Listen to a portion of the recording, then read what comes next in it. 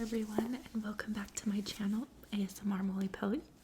Today we will be continuing After Hello, one of my favorites.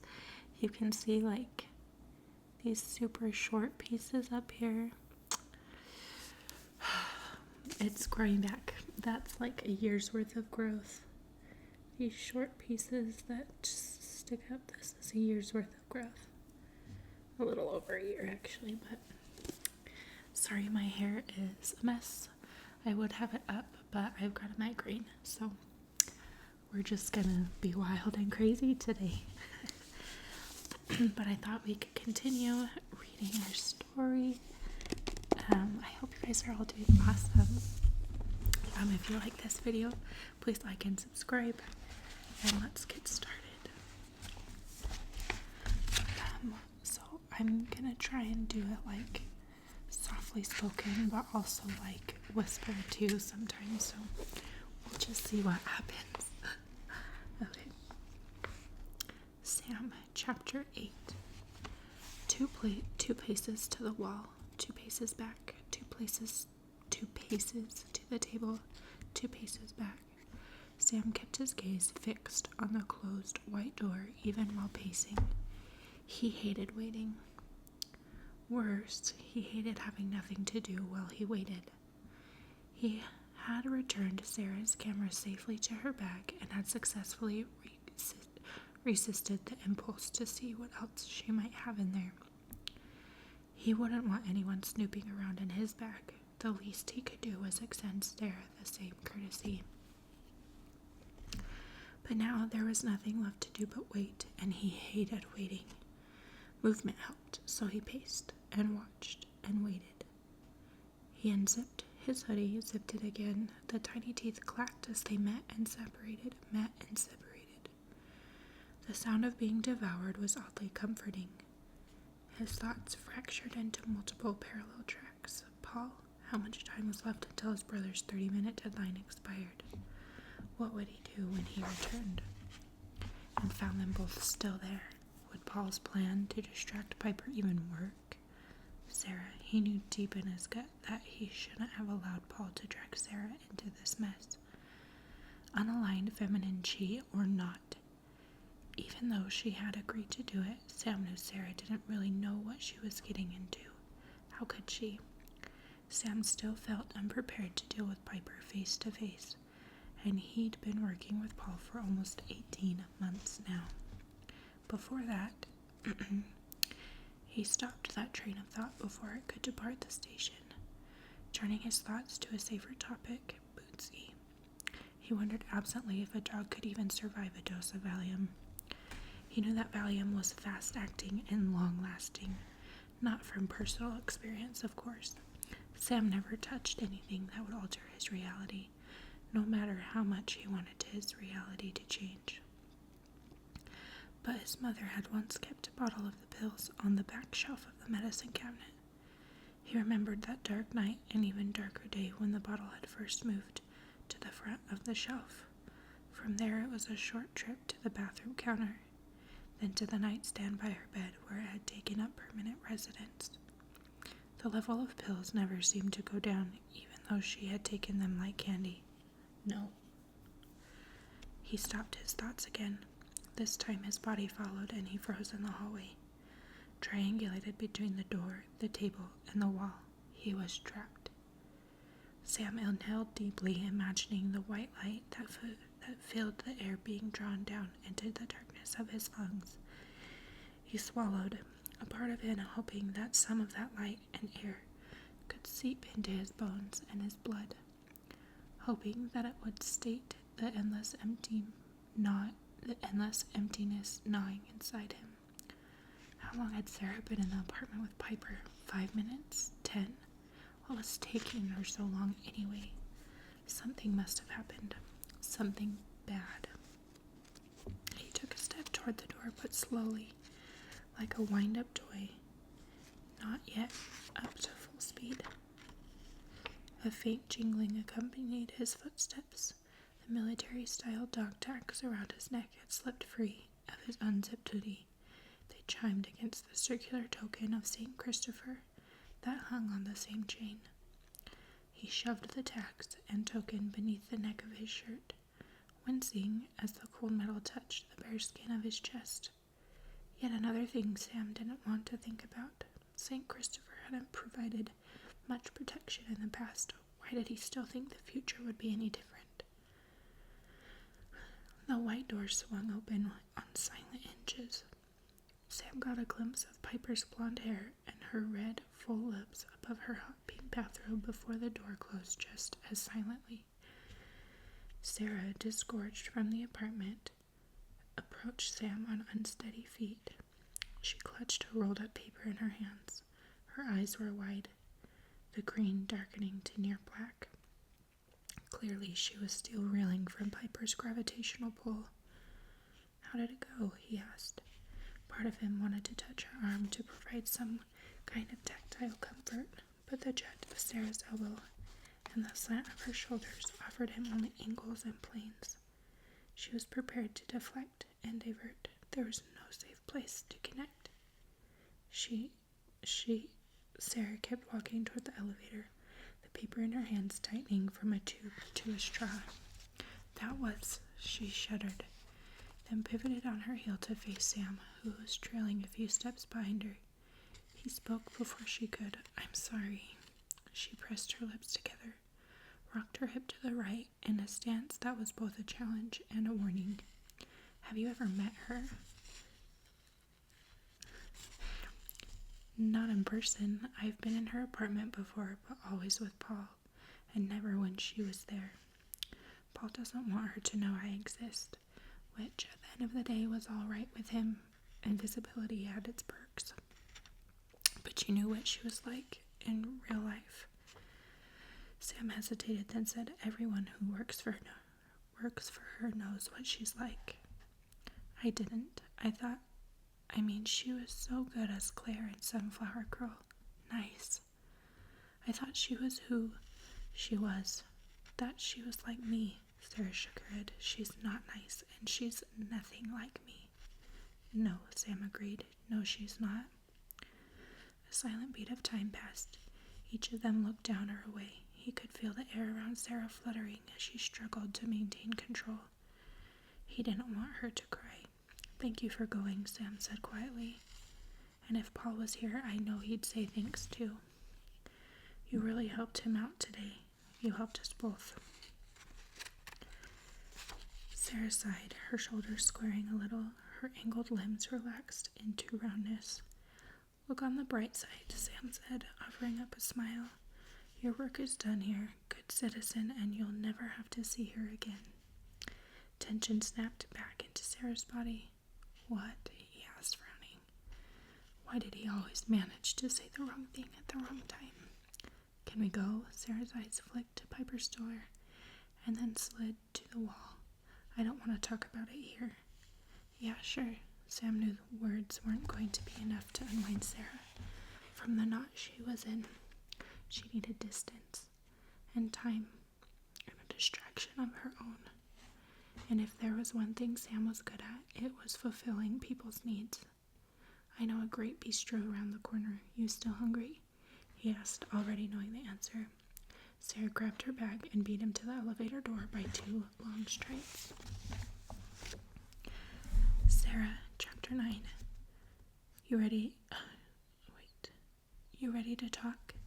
Sam asked, stirring the slurry of melting ice in the bottom of his cup with his straw. I shook my head. Meeting Piper had taken more out of me than I wanted to admit. I was still trying to figure out what had happened, what she wanted from me, and what I was going to do about it. I didn't want to think about Piper on an empty stomach, and I was grateful that Sam hadn't pressured me to talk about it on the walk from the hotel to the bistro. I took another bite of the most delicious hamburger I'd ever eaten. I felt a cool streak of liquid along the edge of my mouth, ketchup, no doubt. I wiped at it with the back of my wrist. Sure enough, a red smudge appeared on my hand. I heard the echo of my dad's voice in my head telling me that what I had just done wasn't very ladylike. But too bad. Napkins would have taken too long, and there was no way I was letting go of this burger until I had devoured it all. Sam didn't seem to notice or care about my lack of dining etiquette. He just looked at me with those dark brown eyes of his, as if he had all the time in the world to wait for me. It was nice, a little unnerving, but nice. "Can't talk, eating," I said. I hadn't realized exactly how hungry I'd been until we'd walked through the doors of 24 Frames and I'd been hit with the warm, comforting aroma of grilled hamburgers and French fries. The bistro was small and unassuming. I would have walked right past it if Sam hadn't led me directly to the door. A dozen or so tables filled the main floor, and a small bar had been wedged into one corner. A handful of dark wine bottles scattered among the jewel-toned liquids on the back shelf. What made me instantly fall in love with the place, though, was the back wall. Painted black from floor to ceiling, the wall held a single row of 24 identically framed black and white pictures. At first glance, the pictures all seemed to be of the same image: a man caught in mid-stride, walking left to right, one leg extended, one leg bent, his arms frozen in mid-swing. But after the hostess sat Sam and me at our table, I was able to get a closer look. I leaned back in my chair so I could see the entire row of images. Now I could see the subtle differences from one picture to the next: the rise and fall of his foot, the extension on his arms, the tilt of his head. I ran my eyes fast over the entire row of pictures, delighted by what I saw. What had once been a series of static images now flickered to life. "He's walking," I said. Sam smiled, glancing up at the wall. "Persistence of vision," he said. "It's what makes movies work. The pictures go by so fast you don't notice the spaces in between, and your brain fills in the missing information." The framed pictures were obviously photographs and not stills from a movie, but even so, I appreciated the sprocket holes painted above and below each image. Taken together, the artwork was the perfect blend of film and photography, motion and stillness. Just looking at it made the artist in me happy. I reached for my camera on the table and snapped a picture of the back wall. Sam leaned out of the way, but not quite fast enough. I caught the side of his face and the top of one shoulder in the image as well. He was blurry, pale as a ghost against the black wall. My thumb hovered over the erase option on my menu, but the more I looked at the picture, the more I liked it. It shouldn't have worked, but the balance of the ordered row of images next to the smeared blur of Sam was pleasing in an offbeat way. "Did you miss me?" he asked, straightening in his chair. "Don't worry, I got the shot." I turned off the camera, automatically saving the picture. Then our food arrived, and for the next 20 minutes I was lost in a haze of deliciousness. Hamburger, fries, soda, the holy trinity of lunch. Sam had ordered the same thing, only without lettuce on his hamburger. I raised my eyebrow in a question. Lettuce has no taste. It's like a bad stage magician of the food world. No style, less substance. I laughed, but it provides texture, a nice crunch. Sometimes that's enough to make a difference. "Not to me," he said. "So, no texture in your life? You like everything exactly the same?" "Nothing is exactly the same." "Explain," I invited, crunching down through another bite of bun, lettuce, tomato, and hamburger.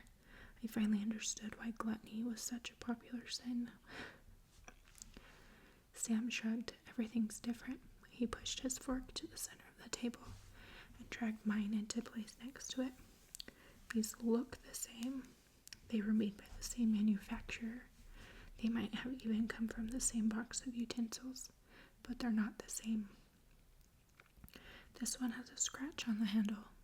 That one has a nick in the tine." He lined up the forks like they were soldiers awaiting orders. They've been through the wash enough times that they've changed. They've been shaped by the hands that have used them, held them. They are different. But they're still fundamentally forks. You can still use them, even with a scratch on the handle. I reached for the fork on the left and speared 2 fries with it. I took a bite and grinned in pleasure. Sam laughed. Practical. I like that. The warmth that filled my mouth had nothing to do with lunch and everything to do with the blush rising up my neck. His brown eyes met mine, and he tilted his head, filing away another flash of information.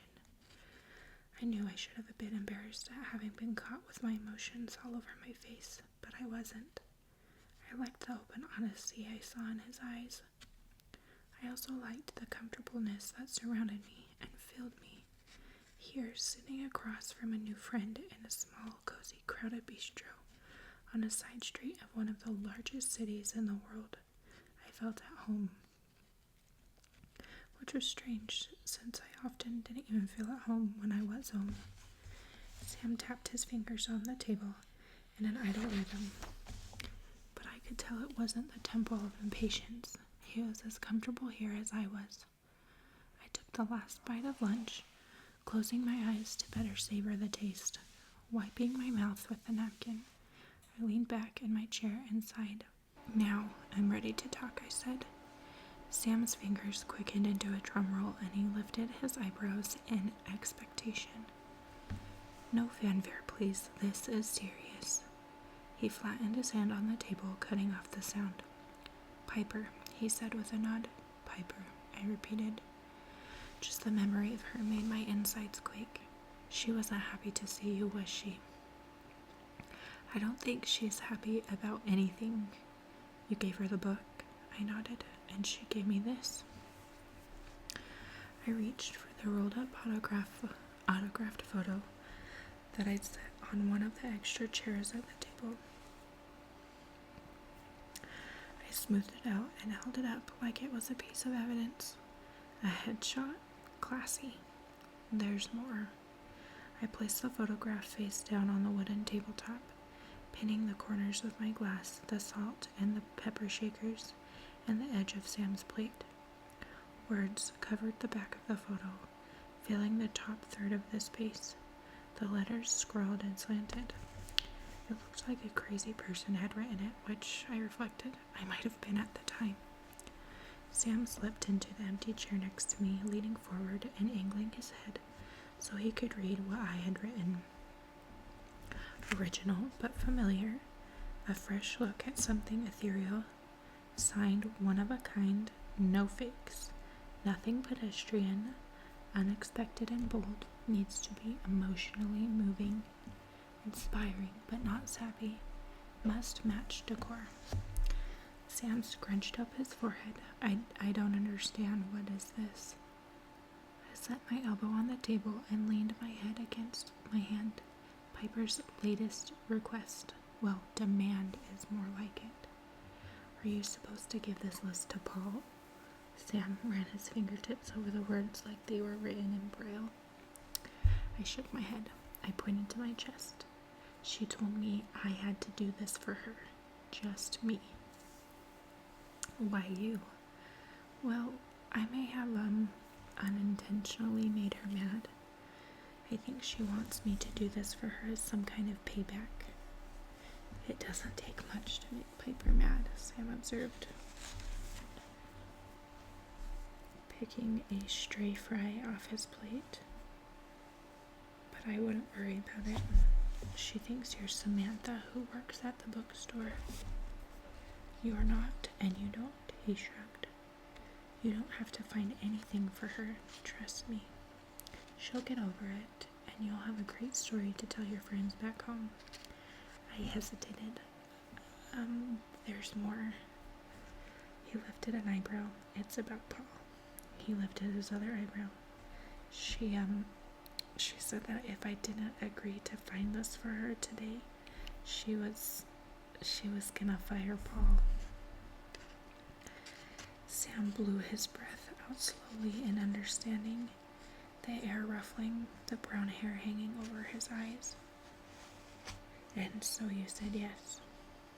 I had to. If I'd blown her off and called her a psycho, which I was seriously tempted to do, then she would have fired Paul when he got back with Bootsy.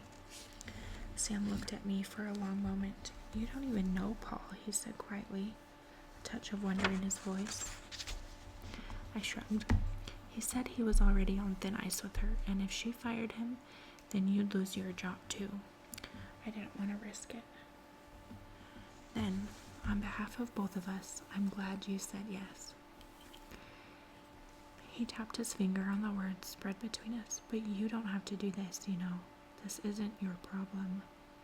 This is just some crazy request from some crazy celebrity. Let me handle this and you can walk away free and clear. I bit my lip. My once delicious lunch sat in my stomach like a rock. I can't just walk away. I told Piper I would do it, and I'm not a liar. It's not your responsibility.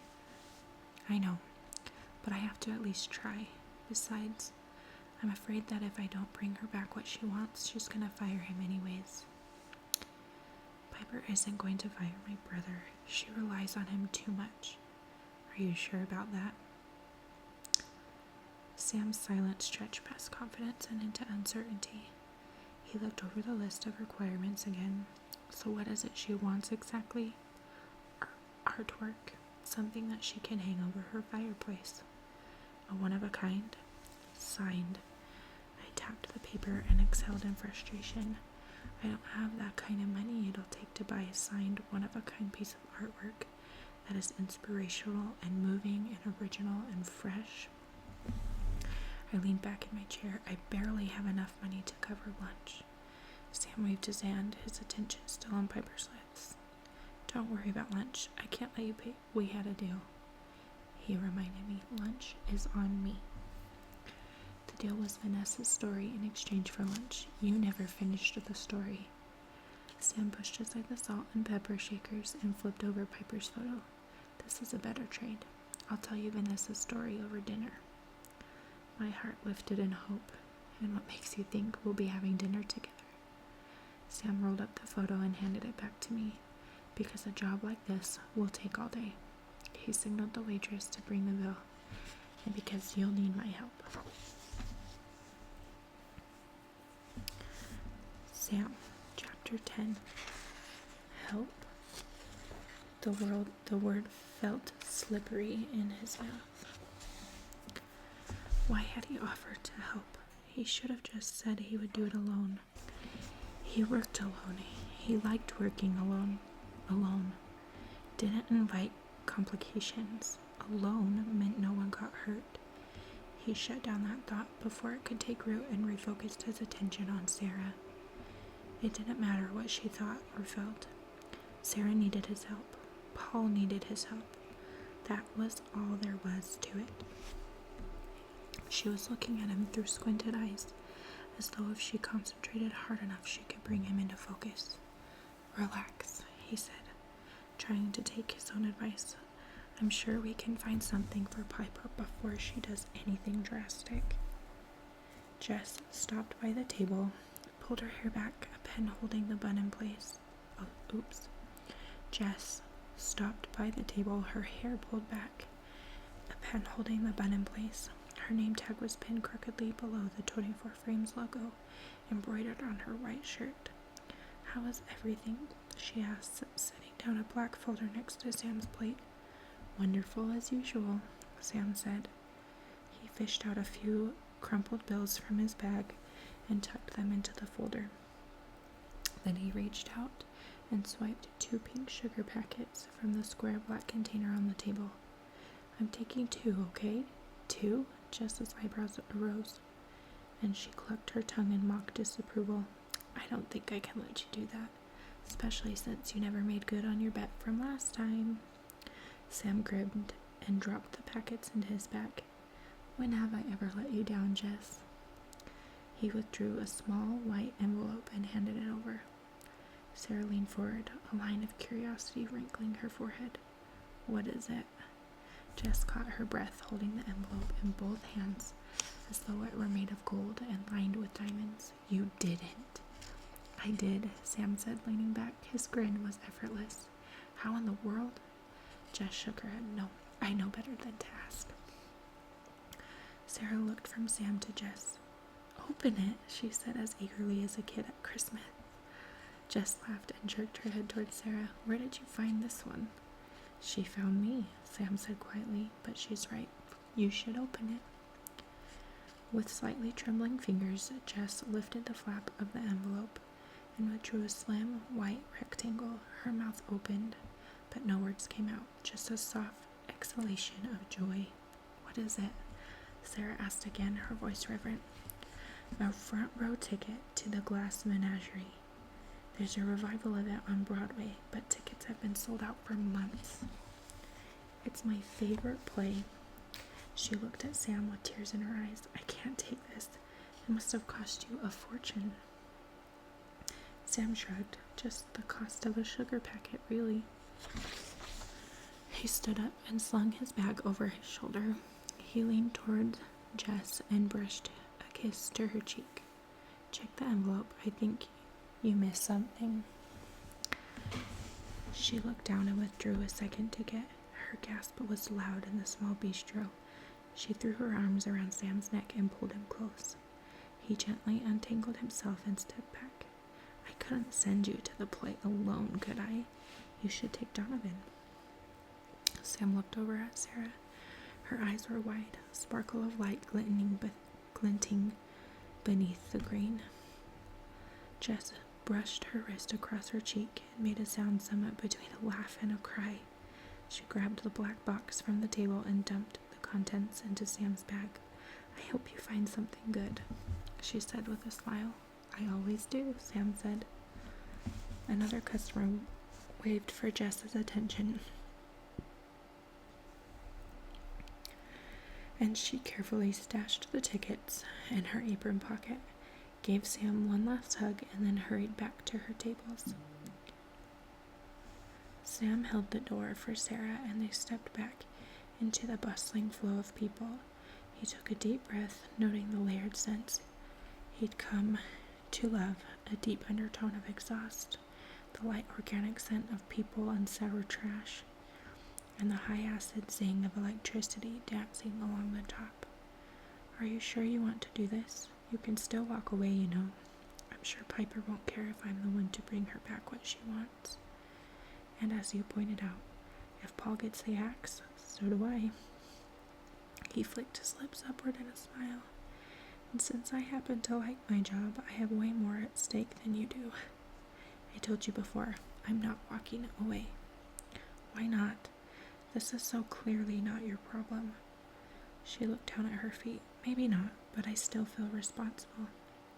She swallowed. I know I don't have to do this for Piper, but if I don't, then on some level, I feel like she'll be disappointed in me.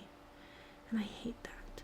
I know that probably makes me sound crazy, but I just don't want it to be my fault, especially when I could have done something to prevent it. She shook her head, her hair shivering over her shoulders. I don't expect you to understand. A point of cold threaded its way through Sam's belly, reaching up through his chest. He swallowed hard, forcing his thoughts to stay still, even if his body continued to move forward. You don't sound crazy, he said, grateful that his voice didn't break. Really? Because I kind of feel crazy. He shrugged, the cold fading deeper into his bones to the point where he could almost ignore it. That's New York for you. This city inspires its own kind of crazy. She laughed, light and clear. I like it, though. So do you think we can do this? Can we find what we need and save your job together? He smiled. Count me in, partner. A matching smile appeared on her face, as fast and as bright as lightning, before she tucked it away. But the glow remained in her eyes. In that case, partner, do you have a plan for how we can find whatever it is that will make Piper happy? She asked. I don't know of anything that will make Piper truly happy, but I think I know where we should start looking. Where's that? St. John's Cathedral. Are you saying we're going to need a miracle? She said, a hint of teasing in her voice. Divine intervention? Not exactly, he grinned, though it couldn't hurt. Come on, it's not far. They paused at the corner as a large red double-decker bus barreled past. the tourists on the top deck snapping pictures right and left. Sam shook his head. The pictures would probably all turn out blurry, but that was tourists for you. Too busy to stop and actually see the sights. Sarah reached for her camera and aimed it after the departing bus. What?